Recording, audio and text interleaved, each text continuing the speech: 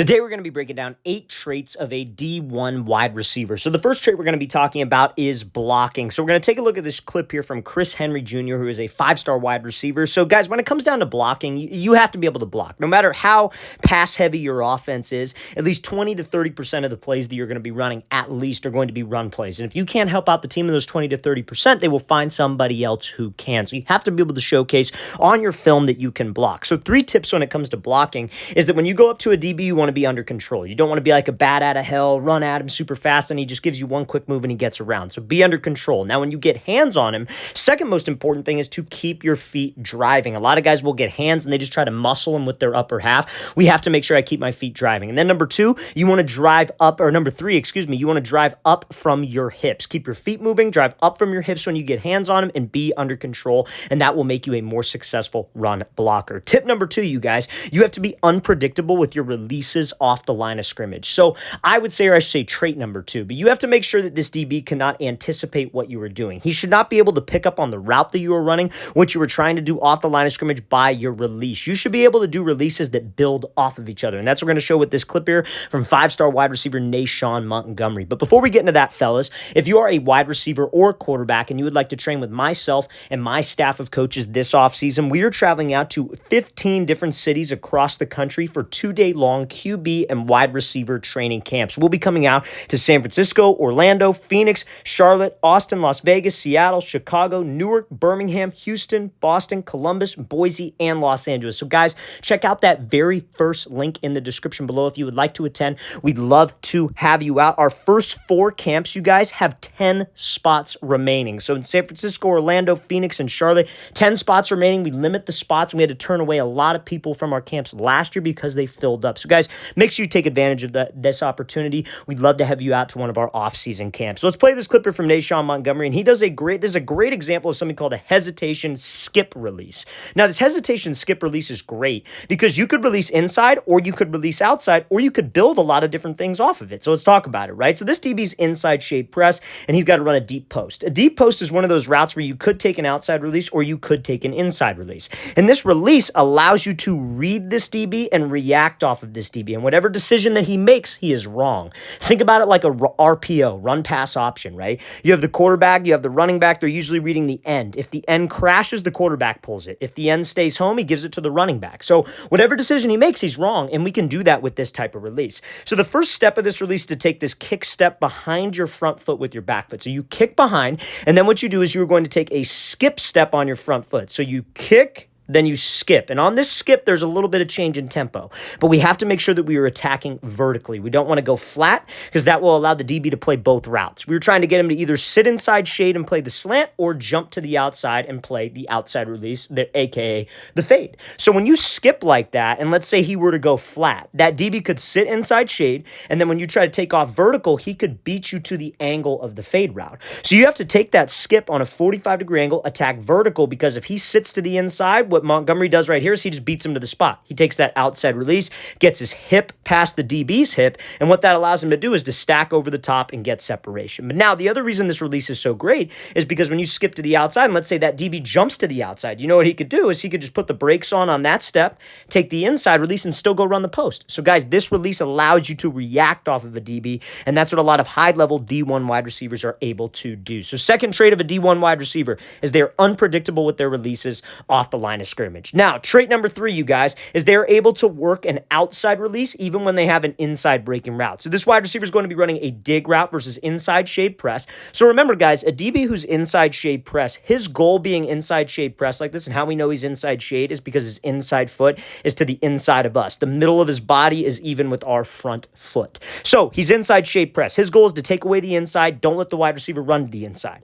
A lot of receivers will just give a quick move, then try to release to the inside. DB will keep his leverage. He will get hands, and your route will end up on the other side of the field, you guys. We can't have that. You have to get comfortable releasing outside even when you have an inside breaking route. So this receiver does something called the split release, move inside, outside release right now. So now when we release outside, guys, our goal is like what we showed with Nashawn Montgomery. You want to be able to stack the DB, give a move, and then you got opening on that dig.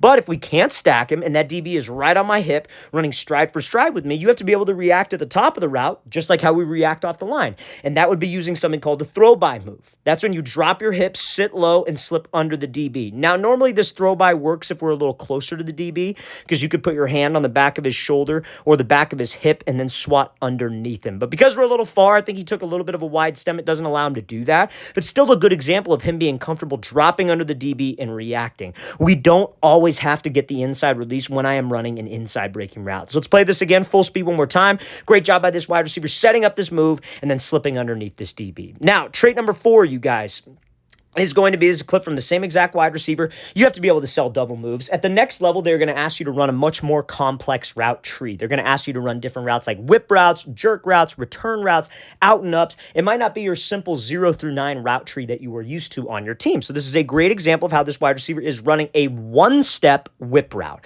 which is a route they will ask you to run at the next level. A one-step whip route is where you break and you only take one step on the whip rather than taking 1, 2, 3 steps on the whip or maybe 2 steps on the whip. You take 3 steps. So he comes off the ball, gives a move here, 1 step. But when he takes that 1 step on the whip, when he breaks across this DB's face, he sells it with 3 specific things, you guys. And this is what I want you to keep in mind when you're running a more advanced route tree. Number 1, speed. If you change your speed on the first move, the DB is thinking automatically it's a double move.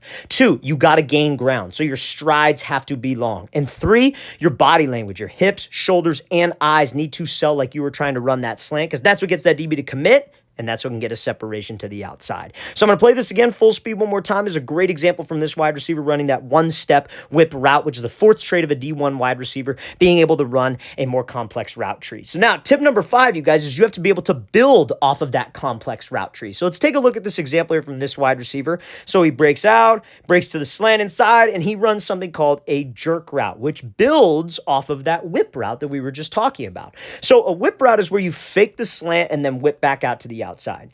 A jerk route is where you break to the slant, fake the whip, and then go back to the inside. So they're going to ask you to run these types of routes at the next level, fellas. So let's watch what this receiver does. He breaks, puts the brakes on like he's running that one-step whip route, jab back to the outside, and then he's got space. And you see what that does to the DB. So again, prime example of building off of that one-step whip route that they will be asking you to run at the next level. So let's play this again, full speed one more time. Great job building off of that move and executing that route to perfection. Now, next trait of a D1 wide receiver is going to be knowing how to attack off-man coverage. So this is a clip from Amon-Ra St. Brown when he was at USC, and he has an inside shade off-man coverage DB who is sitting at about 8 yards, and he is going to be running like a 10-yard dig. So if I have this look, the mistake a lot of receivers make is that they will stem to the inside. So what that means is that they will angle their route stem, and they try to square up the DB, aka attack his midline, which is this imaginary line down the middle of the body of a DB. You could think of it like his spine, right?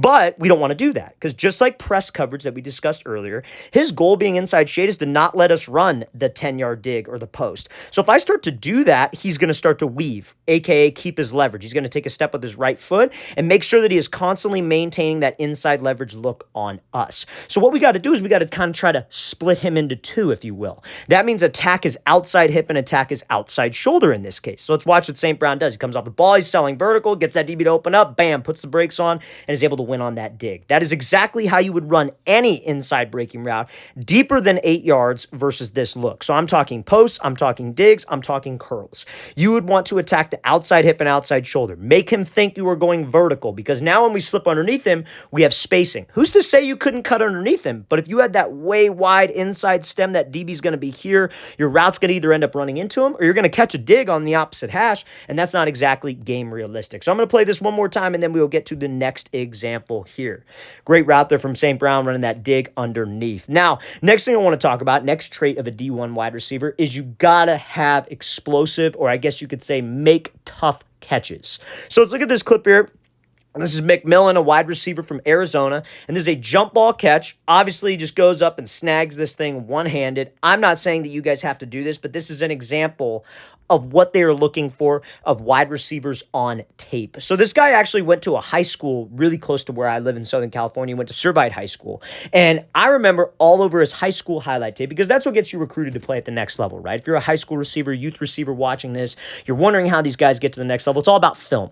If you have a dominant, explosive highlight tape, you can play at the next level. That's what coaches are looking for. And one of the things they look for on film are making the tough catches. So I'm talking a jump ball fade, just ripping the ball from the DB. I'm talking a diving catch. I'm talking a deep over the shoulder catch. I'm talking a catch where you go over the middle and you get hit. If you could showcase that you are dangerous when it comes to the catching game, I think that can impress a lot of college coaches and help you stand out amongst the crowd. Great example there from McMillan with this goal line fade. So now, next example here for wide receivers is I think you need to be smooth at the top of the route when it comes to dropping your hips. So curls, comebacks, they look for wide receivers who can get in and out of their breaks with some speed. So he comes off the ball, gives this move inside, and you see he's running this comeback route. Guys, you have to be able to drop on a dime to play at the next level. They're not going to want to see receivers who beat the drum, who just chatter their hands, chatter their feet, and then come out of the break. They want to see dudes who have smooth hips, who could drop on a dime. So some piece of advice I could give to you guys is when you're dropping your hips, think you were trying to sit into a chair. I say play musical chairs. I'm sure you guys have played that before.